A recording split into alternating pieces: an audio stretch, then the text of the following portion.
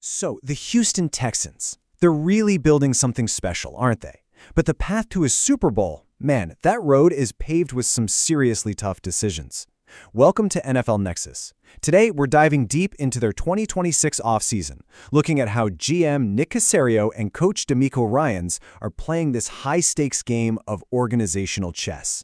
You gotta understand, every single move, every contract, every potential trade, it's all one piece on a much bigger board, and the goal is a championship.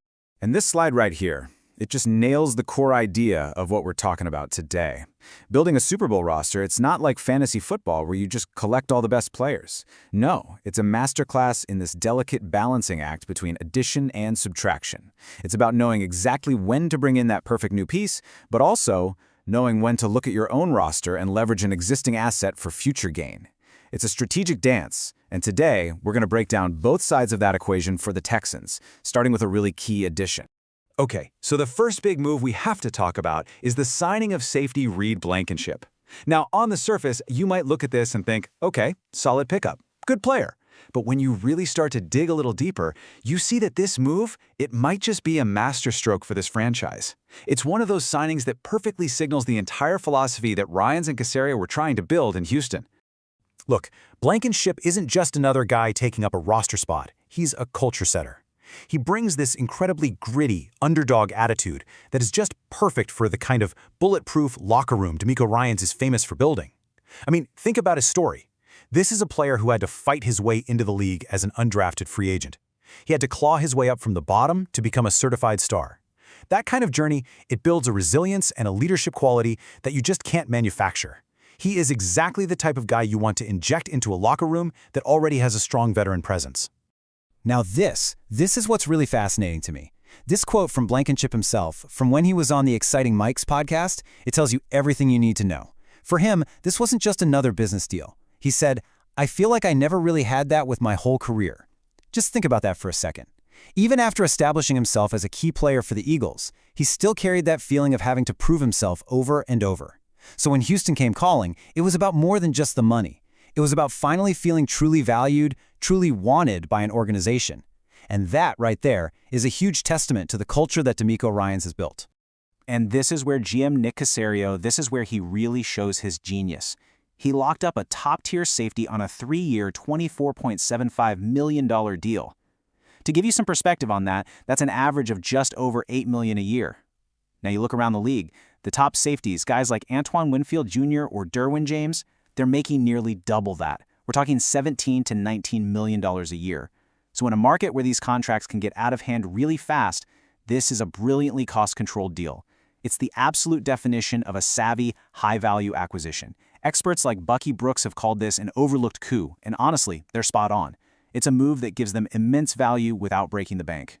So let's really get into what he brings to the field. That term from Bucky Brooks, high IQ traffic cop, it's just perfect, isn't it? It paints such a clear picture.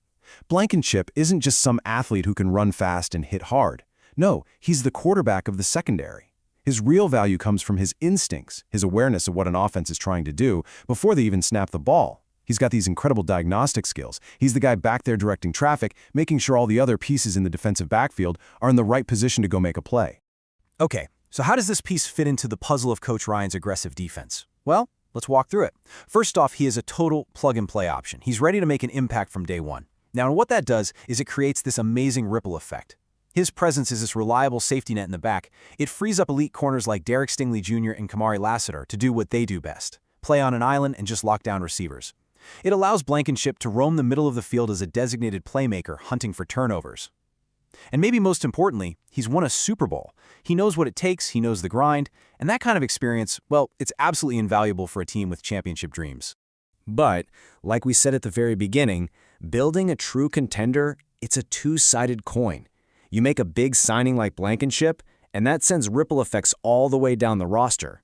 It forces the front office to start making some really tough decisions. So now, let's flip that coin over and explore the other side of the equation: subtraction.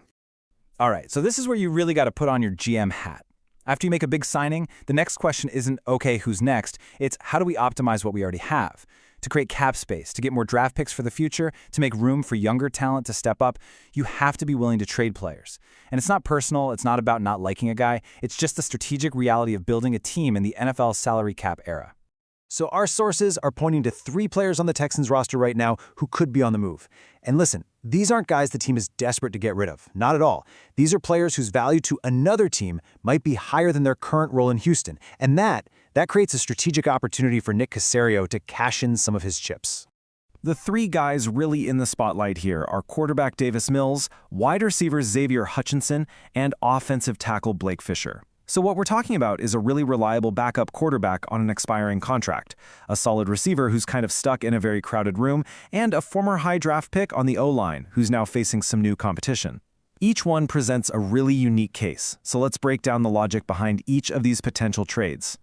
All right, first up, Davis Mills. And this one's really interesting.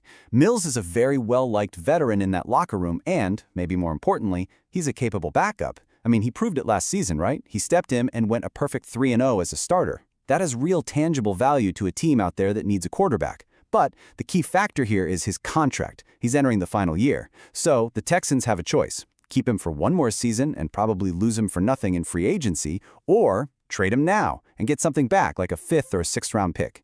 It is the absolute perfect time to sell high. But, and this is a big but, the uncertainty around C.J. Stroud's future could make the team really hesitant to part with such a reliable insurance policy. Next up, Xavier Hutchinson. And this one is really just a simple numbers game. The Texans receiver room is absolutely stacked. You've got Nico Collins, Jaden Higgins, Tank Dell, Jalen Noel. Hutchinson is probably the 5th guy on that depth chart. Now, he's a solid player who has definitely earned his spot on the roster, which is precisely why you trade him instead of just cutting him. Some other team would gladly give up a late-round draft pick for a guy like him. And for Houston, well, that trade gets him a future asset and frees up over $3 million in cap space. Turning your 5th wide receiver into a draft pick and extra spending money, that's just smart business. And finally, we've got offensive tackle Blake Fisher. Now, the Texans have kind of shown their hand on this one before. They are not shy about moving on from their own high draft picks if the situation is right. There's a clear precedent here. Just last offseason, they traded Kenyon Green, who was another former second-rounder. Fisher is in a very similar spot. He's a former second-round pick with 15 games of starting experience, so he absolutely has value around the league. But the team went out and brought in Trent Brown, which creates direct competition for a starting job. Fisher could easily become the odd man out, and that creates the perfect opportunity for Houston to get a decent draft pick back for a player who might not be in their long-term plans anymore. They're just following a blueprint they've already successfully used. So when you take a step back and you look at these 2 very different sides of the team-building coin, you've got the savvy, strategic additions on one side and the calculated potential subtractions on the other, a very clear, very coherent grand plan starts to emerge. This isn't just a series of random, disconnected moves. There's a real strategy at play here. This slide just lays it out perfectly. It's a 2-pronged strategy. On one side, you add. You acquire these high IQ, culture-fit veterans on team-friendly deals, and Reed Blankenship is the poster child for that.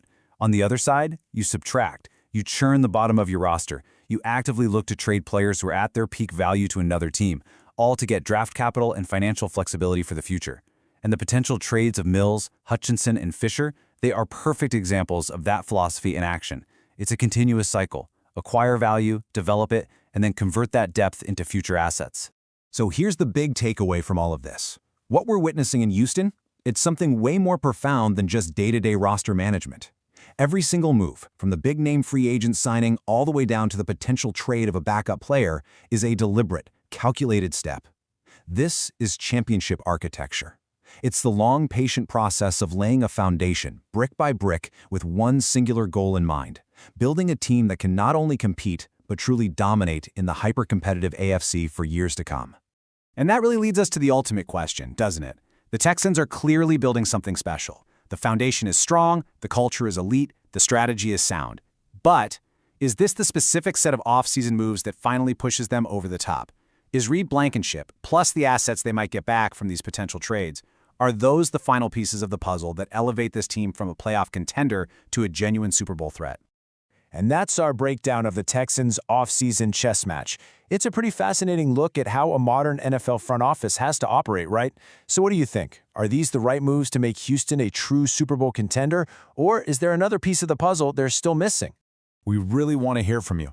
Drop a comment below and let us know what you think about the Texans' strategy.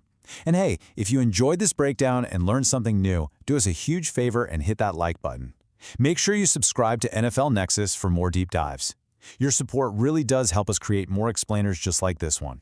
And just a quick note before you go, if you'd like to help support the channel, a really fun and great way to do that is by checking out our unique NFL-themed coloring books. They are seriously perfect for fans of all ages, for your kids, your grandkids, or even for adults who are just looking for a cool way to relax and show some team pride. You can find them by using the link right there in the description, or you can just scan the QR code that's on your screen right now. Your support truly means the world to us. Thanks for watching, and we will see you in the next one.